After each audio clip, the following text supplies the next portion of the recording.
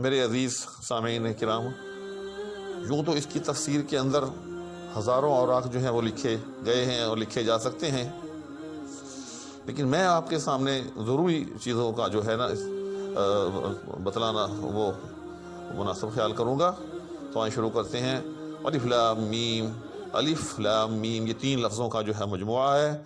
ان کو حروف مقطعات کہتے ہیں، یاد رکھیے گا، کیونکہ ان کو ٹکڑے ٹکڑے کر کے پڑھا جاتا ہے، اس لیے ان کو حروف مقطعات کہتے ہیں۔ جس طرح سے قرآن کریم کے اندر یاسین ہے، حامیم ہے، صاد ہے، اس طرح سے یاسین حامیم عین سین قاف، ٹھیک، نور یا قاف، تو اس طرح سے جس نے شروع صورت میں یعنی صورتوں کے آغاز میں جس قسم کے الفاظ آئے ہیں ان کو حروف مقطعات کہتے ہیں۔ ان کے معنی کے بارے میں بعض حضرات کہتے ہیں کہ یہ صورتوں کے نام ہیں، بعض نے اب صلی اللہ علیہ وسلم کے اسماء گرامی بھی بعض حروف مقطعات کو کہا ہے، جیسے یاسین ہے، لیکن جمہور علماء کا قول یہی ہے کہ یہ اللہ تعالیٰ کے جو ہیں اسرار الرموز ہیں، ان کے معانی جو ہیں وہ اللہ ہی بہتر جانتا ہے۔ لیکن دیکھیں کہ آپ صلی اللہ علیہ وسلم نے اسی کی مثال دیتے ہوئے، الف لام میم کی مثال دیتے ہوئے فرمایا کہ قرآن کریم کی ہر حرف پر جو ہے 10 نیکیاں ملتی ہیں، اور فرمایا کہ الف پر 1 نیکی ہے، لام پر 10 نیکیاں ہیں، الف پر 10 نیکیاں ہیں، لام پر 10 نیکیاں ہیں، اور میم پر 10 نیکی ہیں۔ اس طرح سے اگر کوئی شخص الف لام میم پڑھتا ہے تو اس کو 30 نیکیاں ملتی ہیں۔ تو اس سے یہ بات سمجھ میں آتی ہے کہ قرآن کریم کی تلاوت جو ہے، چاہے کسی کو اس کے معانی نہ بھی آتے ہوں، جی ہاں، اس کو بھی جو ہے پڑھنے سے اسی طرح سے جو ہے اجر اور ثواب ملتا ہے۔ ہونا تو یہ چاہیے کہ ہم قرآن کریم کو سمجھ کر پڑھیں، اس کے معانی جو ہے ہم جانتے ہوں، لیکن اگر کسی کو کسی وجہ سے اس کے معانی جو ہے نہیں بھی آتے تو یاد رکھیے اس کی جو ہے خالی تلاوت جو ہے وہ بھی اسی طرح سے جو ہے نفع بخش ہے، حتیٰ کہ الف لام میم یہ جو 3 حروف ہیں ان کے تو معانی کسی کو بھی نہیں آتے، لیکن اب صلی اللہ علیہ وسلم نے فرمایا کہ اس طرح سے اگر کوئی اس کو بھی پڑھے گا تو اس کو بھی 30 نیکیاں ملیں گی۔ ذالک الکتاب لا ریب فیہ، اس کتاب میں کچھ شک نہیں، یعنی اس میں کوئی شک نہیں، یعنی اس کے من عند اللہ ہونے میں کوئی شک نہیں کہ یہ اللہ کی طرف سے ہے، نہیں اس کے ہدایت ہونے میں کوئی شک نہیں۔ فی ھدی للمتقین کہ یہ متقی لوگوں کے لیے یعنی ڈرنے والوں کے لیے ہدایت ہے۔ تو جیسے ہم نے سورہ فاتحہ کے اندر اللہ سے ہدایت مانگی، اہدنا الصراط المستقیم، کہ اللہ ہمیں جو ہے سیدھا راستہ دکھا، تو پورے کا پورا قرآن جو ہے سمجھ لیں کہ یہ اس دعا کی مقبولیت کا نتیجہ ہے، یعنی ہم نے اللہ سے ہدایت مانگی تو اللہ تعالیٰ نے جو ہے پورا جو ہے نصاب ہدایت جو ہے، ہدایت کا پورا نصاب جو ہے وہ ہمیں دے دی۔ چنانچہ آگے جو متقین ہیں ان کی جو ہے یہاں 5 جو ہیں وہ صفتیں مذکور ہیں۔ تو پہلی صفت ان کی یہ ہے کہ وہ غیب پر ایمان رکھتے ہیں، دوسری صفت جو ہے ان کی یہ ہے کہ وہ نماز قائم کرتے ہیں، تیسری صفت ان کی یہ ہے کہ وہ اللہ کے راستے میں خرچ کرتے ہیں، اور چوتھی صفت ان کی یہ ہے کہ وہ تمام تر آسمانی کتابوں پر ایمان رکھتے ہیں، اور 5ویں صفت ان کی یہ ہے کہ وہ آخرت پر یقین رکھتے ہیں۔ تو یہاں تک غیب پر ایمان رکھنے کا تعلق ہے، تو غیب سے مراد وہ چیزیں ہوتی ہیں کہ جو ہمیں عادتاً جو ہے حواس خمسہ سے معلوم نہ ہو۔ ایک چیز کو ہم نے دیکھ لیا، ہم نے سن لیا، ہم نے چکھ لیا، ٹھیک، تو وہ ہمارے لیے غائب نہیں رہی، یعنی حواس خمسہ۔ لیکن ایک ایسی چیز کہ جو ہمارے حواس خمسہ کے دسترس میں نہیں ہے، نہ ہم اس کو دیکھ سکتے ہیں، نہ ہم اس کو سن سکتے ہیں، نہ ہم اس کو سونگھ سکتے ہیں، نہ اس کو چھو سکتے ہیں، تو جو ہمارے حواس خمسہ کی دسترس میں نہ ہو اس کو بھی ماننا، جبکہ کوئی بتانے والی ہستی اللہ کے پیغمبر ہو، ٹھیک، اس کو ایمان بالغیب کہتے ہیں۔ جیسے جنت ہے، دوزخ ہے، پل صراط ہے، جو بھی آخرت کی چیزیں ہیں، ٹھیک، اللہ کی ذات ہے، سب چیزیں جو ہیں یہ مطلب یہ ہے کہ اس قسم کی جتنے عقائد جو ہیں یہ ایمان بالغیب کہلاتے ہیں۔ اس کی بنیاد جو ہے وہ یعنی دینیات کی بنیاد جو ہے وہ یہی ہے کہ انسان جو ہے غیب پر جو ہے وہ ایمان رکھے۔ دوسری صفت وہ یقیمون الصلاۃ، اور نماز قائم کرتے ہیں۔ یہ ایک بڑی عام سی چیز ہے کہ ہم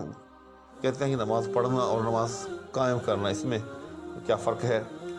اس میں فرق یہ ہے کہ نماز قائم کرنے کا مطلب یہ ہوتا ہے کہ نماز کو اس کی تمام تر جو پابندیاں ہیں، اس کے جو سنن ہیں، اس کے جو مستحبات ہیں، یعنی پورے اہتمام کے ساتھ، پابندی کے ساتھ، پوری رعایت کے ساتھ اس کو بنا سنوار کر جو ہے پڑھنا۔ وہ اقامت صلاۃ کہلاتا ہے، یاد رکھیے۔ یعنی جب ہم کسی چیز کو کھڑا کرتے ہیں، ایک مثال کے طور پر آپ کے سامنے کوئی چیز، ایک درخت ہے گرا پڑا ہے، تو اس کو ہم کھڑا کر رہے ہیں مثال کے طور پر،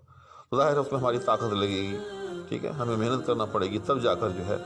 وہ درخت کھڑا ہوگا۔ یا کوئی عمارت ہم کھڑی کر رہے ہیں، تو ایسی ہی کوئی عمارت کھڑی نہیں ہو جائے گی، بلکہ اس کے لیے جو ہے ہمیں بیسیوں قسم کے اہتمامات کرنے پڑیں گے، تب کہیں جا کر وہ عمارت جو ہے وہ اپنے پاؤں پر کھڑی ہوگی۔ تو نماز کا جو کہا گیا ہے اقامہ، کہ نماز کو کھڑی کرتے ہیں، تو یہ اسی لیے کہا گیا ہے کہ اس کے اندر وہ پوری جان فشانی سے جو ہے، مطلب یہ ہے کہ اپنا آپ لگا دیتے ہیں، پورے اہتمام سے پہلے وضو کرتے ہیں، پھر پورے اہتمام کے ساتھ جو ہے تکبیر تحریمہ کہہ کر جو اللہ کے حضور میں کھڑے ہو جاتے ہیں، اور پھر پوری نماز کے اندر جو ہے وہ خشوع و خضوع جو ہے، ٹھیک ہے، اس کا خیال رکھتے ہیں،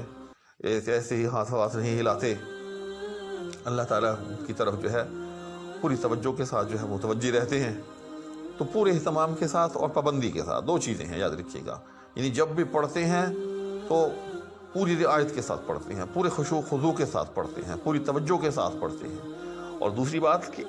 کہ پابندی کے ساتھ اہتمام، یعنی کہ ایسا نہیں ہے کہ کبھی پڑھ لی کبھی چھوڑ دی، نہ، یہ نماز کو پڑھتے بھی پابندی کے ساتھ ہے، اور جب پڑھتے ہیں تو پورے اہتمام کے ساتھ پڑھتے ہیں۔ یہ ہے اقامت صلاۃ، یاد رکھیے گا۔ اس کو سمجھنے کے لیے آپ عمارت کی مثال ذہن میں رکھیں کہ جس طرح سے کسی عمارت کو آپ نے کھڑا کرنا ہو تو اس میں کتنی تگودو کرنا پڑتی ہے، کتنی قسم کے اہتمامات کرنے پڑتے ہیں، تو اس طرح سے وہ جو ہے وہ نماز کو پڑھتے ہیں۔ وَمِمَّا رَزَقْنَاهُمْ يُنْفِقُونَ، اور ہمارے دی ہی روزی میں سے خرچ کرتے ہیں۔ تو اس میں انفاق فی سبیل اللہ ہے، یعنی اللہ کے راستے میں خرچ کرتے ہیں۔ تو یاد رکھیے گا، اللہ کے راستے میں خرچ کرنا جس کا بھی اللہ تعالیٰ نے حکم دے رکھا ہے، وہ انفاق فی سبیل اللہ، وہ اللہ کے راستے میں خرچ ہے۔ اس کے اندر زکوٰۃ بھی شامل ہے، اس میں صدقہ فطر بھی شامل ہے، اس میں قربانی بھی شامل ہے، اس میں بیوی بچوں پر خرچ کرنا بھی شامل ہے، اس میں حتیٰ کہ اپنے آپ پر خرچ کرنا بھی شامل ہے۔ جی ہاں، یعنی جہاں بھی اللہ اور اس کے رسول نے خرچ کرنے کا حکم دے رکھا ہے، چاہے اس کا تعلق جو ہے وہ فرائض کے ساتھ ہو، چاہے اس کا تعلق نوافل کے ساتھ ہو، چاہے اس کا تعلق مستحبات کے ساتھ ہو، جہاں بھی اللہ اور اس کے رسول نے خرچ کرنے کا حکم دے رکھا ہے وہ خرچ کرتے ہیں۔ اچھا، یہاں ایک بہت لطیف نکتہ یہ ہے کہ اللہ فرماتے ہیں کہ مما رزقناہم، یعنی ہمارے دیے ہوئے میں سے،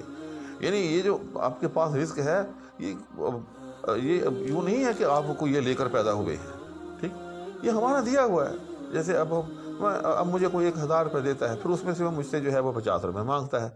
تو اگر میں اعلیٰ ظرف انسان ہوں، اگر مجھ میں تھوڑی سی بھی جو ہے انسانیت ہے، تو مجھے فوری طور پر جو ہے وہ اس کو دینے چاہیے۔ بھائی آپ نے تو مجھے 1000 دیا ہے، تو کیا ہے اگر آپ بیچ میں سے مجھے جو ہے وہ مجھ سے 50 لے لیں۔ تو جب ہر چیز اللہ کی دی ہوئی ہے، ٹھیک، یعنی ہم نے یہ رزق کیسے حاصل کیا؟ یقیناً اللہ کی توفیق سے حاصل کیا۔ اگر کسی نے کاروبار جو ہے کو چلا رکھا ہے تو اس کاروبار کے اندر برکت کون ڈال رہا ہے؟ اس کاروبار کو کون جو ہے وہ دن دگنی اور رات چگنی ترقی عطا کر رہا ہے؟ کون اس کے گاہکوں کو بھیج رہا ہے؟ ٹھیک، اسی طرح سے اگر کسی کو ملازمت ملی ہوئی ہے تو کس ذات نے جو ہے اس کو یہ صلاحیت دی؟ ٹھیک، وہ پڑھایا، اس نے کوئی ڈگری وگری حاصل کی، حتیٰ کہ اب وہ ملازمت کا اہل ہو گیا۔ تو مطلب یہ ہے کہ اللہ کے دیے ہوئے میں سے جو ہے ہم نے جو ہے وہ خرچ کرنا ہے۔ اور آخری وصف، اور آخرت پر یقین رکھتے ہیں۔ جی ہاں، یعنی جب یہ کائنات ختم ہو جائے گی، تمام جو ہے مطلب یہ ہے کہ ایک مرتبہ سب زندہ چیزیں جو ہیں وہ مر جائیں گی، فوت ہو جائیں گی، تو اللہ تعالیٰ جو ہے پھر دوبارہ جو ہے تمام مردوں کو جو ہے وہ زندہ کرے گا۔ یوم یخرجون من الاجداث کأنہم جراد منتشر، فرمایا کہ جب سور پھونکا جائے گا، جب قیامت کھڑی ہوگی، قیامت قائم ہوگی، تو زمین سے تمام زندہ چیزیں، تمام انسان یوں نکلیں گے، تمام انسان یوم یخرجون من الاجداث، اپنی قبروں سے انسان یوں نکلیں گے کہ جس طرح سے کوئی ٹڈیاں ہوتی ہیں زمین سے، یہ کیڑے مکوڑے وغیرہ جو نکلتے ہیں۔ تو مطلب یہ ہے کہ آخرت کا یقین رکھتے ہوں۔ تو یہ 5 وصف، یہ 5 یوں سمجھنے بنیادی چیزیں ہیں۔ تو ان 5 بنیادی چیزوں کے ایمان کے ساتھ اگر کوئی شخص ہے تو وہ متقی ہے۔ تو یہ قرآن جو ہے اس کے لیے نافع ہے، اس کے لیے ہدایت ہے۔ اور اگر کوئی بدبخت ایسا ہے کہ اس کی پہلی بات کوئی نہیں مانتا، ٹھیک، غیب پر ہی ایمان نہیں رکھتا،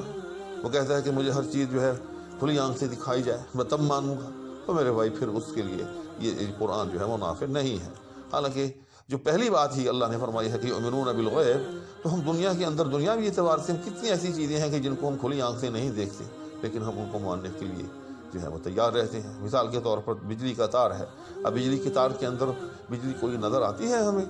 لیکن ہم سب مانتے ہیں کہ بجلی ہوتی ہے۔ کیوں ہوتی ہے؟ اپنی علامات سے پہچانی جاتی ہے کہ جب اس تار کے ساتھ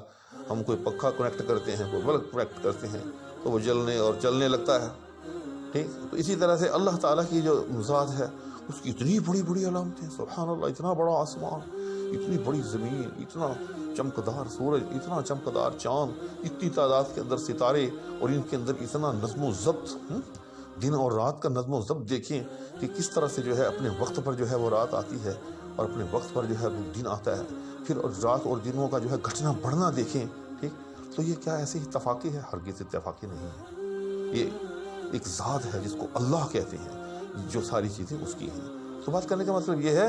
کہ غیب جس کو ہم کہتے ہیں، یعنی جو ہم حواس خمسہ سے چیز کو محسوس نہ کر سکیں، تو ہم دنیا کے اندر دیکھتے ہیں بہت ساری ہم ایسی چیزیں ہیں جو ہمیں بظاہر جو ہے مطلب یہ ہے کہ عام طور پر ہمیں نظر نہیں آتی، ہمارے حواس خمسہ بھی وہاں جو ہے آ کر جا کر جو ہے وہ جواب دے جاتے ہیں، لیکن ہم انہیں ماننے پر تیار ہوتے ہیں۔ تو اللہ کی ذات جو ہے